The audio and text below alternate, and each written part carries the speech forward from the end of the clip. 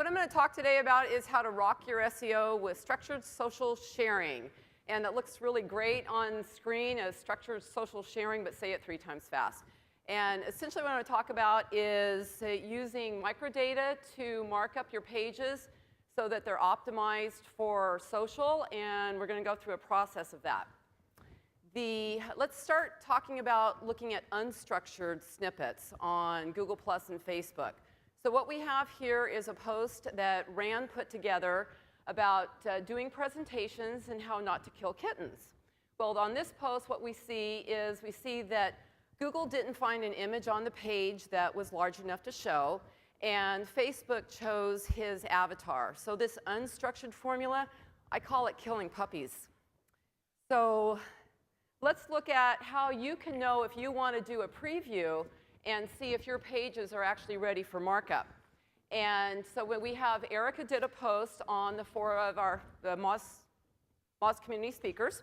And here I was looking, okay, what happened is Google chose Erica's avatar, and Facebook found an image on the page. And this is what you don't want to do. You don't want to leave it up to them. So you actually want to take control yourself. So let's talk about that. Time to take control. So how are you going to get this so you're optimized for Google, Facebook, and Twitter? All right, so we have some things we're going to move through real fast. We have the anatomy of a share snippet. So we've got to break it down before we go into the process. And you have your share blurb with your standard blurb of what is this page all about, my greatest post. You have your title, which is also the anchor link to your URL. And you have your description, which tells about it, as well as you have a thumbnail image. So we've already seen how it looks without that. And I'm going to show you how to do this in an all-in-one formula, calling this the structured social sharing formula.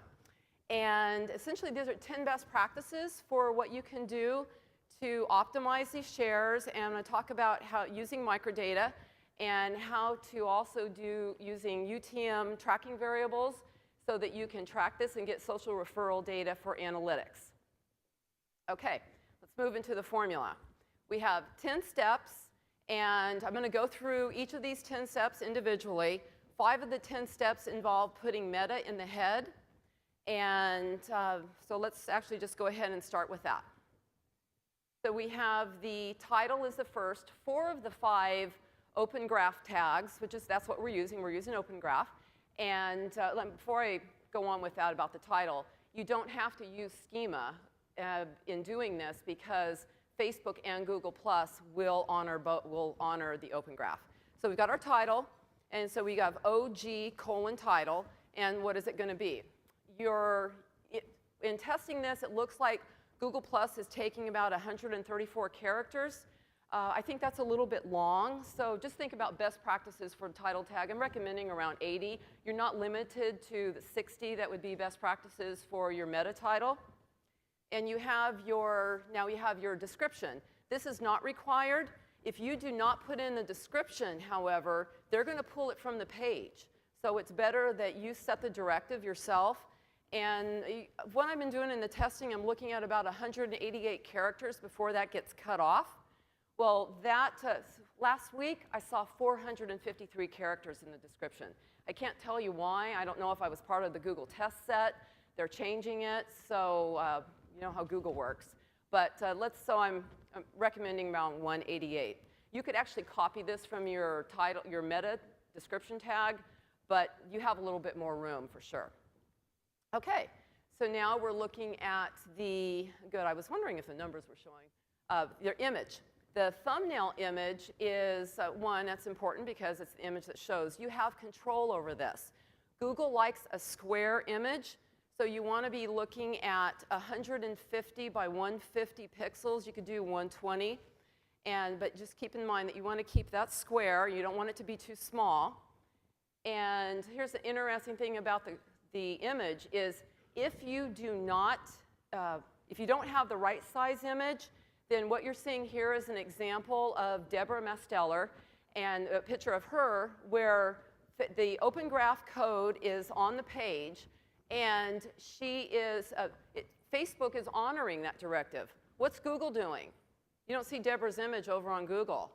they found some other image on the page. So this happens, I actually just taped Webmaster Radio SEO podcast right before this, and Ross Dunn was saying, yeah, we had the same thing happen with our SEO tip site, social media tip site, that was actually pulling the NOAM graphic. So it's going to pull your badges. So you really need to set this. So Google will ignore that. OK. The next one is your object type. So what type of page are you sharing? It's a required tag, but if you don't put it in by default, what they're going to assume that it's a website.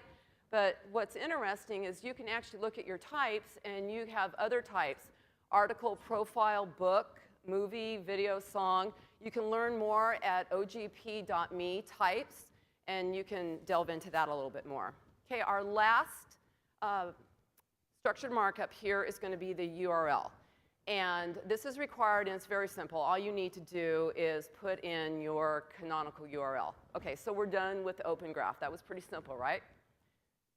Okay, next thing is you want to make sure that you're doing tracking with analytics. So you want to use your UTM variables.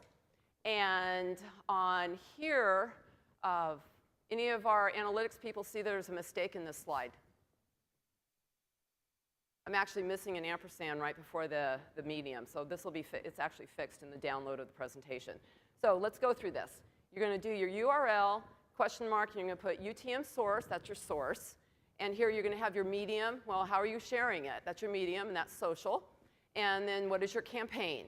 So you don't have to put all 5 tags. So this is, works for you. I'm going to show you how to do this a little bit more later. And it's very important that you put this in there, because if you don't put your tags, you're not going to get your social referral data. And keep in mind, if you're sharing on TweetDeck, for instance, you're not going to find out this information, because Twitter Web is going to send that, but it's not going to tell you that it came from Twitter. So this is pretty important for your overall tracking. OK, so we've got the basics taken care of.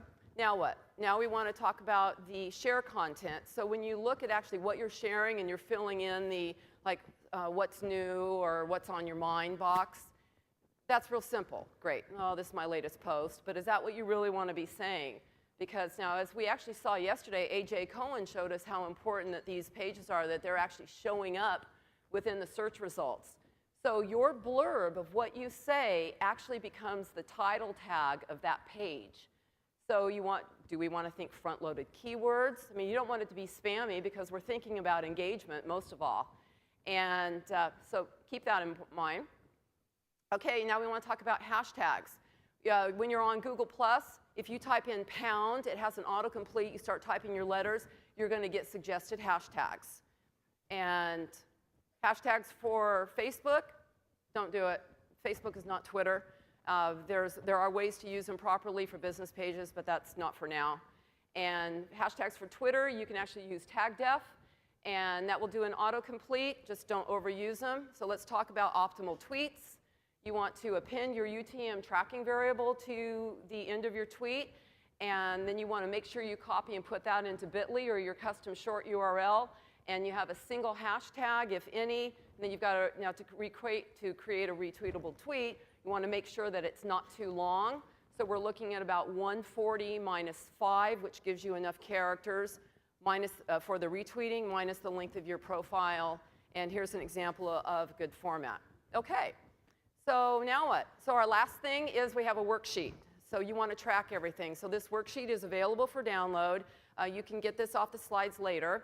And the worksheet will actually run through the, we have some conditional rules set up. So it will actually warn you if your tags are too short. So this is just starting out with your meta and your standard description.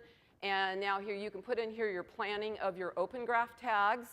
And so this is set up for you for that, and shows you which ones are required. And we have your campaign variables, so you can put in your source, your medium, and your name. And guess what? The worksheet automatically tags your URL, so it's a URL builder as well. OK, you've got all that. All you have to do is now you can plan your social shares, plan the length of how long your share is, especially for Twitter. And that's it. All you have to do is cut and paste and let Google Plus and Facebook pull the elements from the page, and you're going to track your analytics. And we're done. I want to wait. One more thing. That was done with the steps. I want to leave you with this. you have no second chance to make a good first impression. Okay. Thank you. Oh. Thank you, Dana. I'm going to say one more thing. There is a slide. I think I just clicked through it. There is a slide for resources. So I have there. Oh, whoever did that, thank you. That was like magic. Those magical guys back there. Yeah. So there are some resources with a link to the presentation as well as for you to download the spreadsheet, and it's free. Creative Commons. If you want to links, that works out great. Okay. I love all the free stuff. Yeah. Lots of free stuff here. All right, we got a few minutes for questions. Who wants to go first? Okay, that's easy. How many of you are using Open Graph? Excellent. We have I'd expect more 30. hands. Yeah, that's good. We have one. We got one. So I have a question for you. Okay.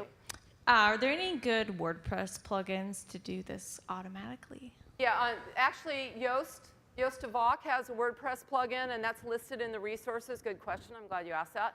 Yoast Avok has his plugin, and there is another WordPress plugin called Like, and those are listed on the resource page. Okay. All right. Okay. All right. Thank you. Thank you.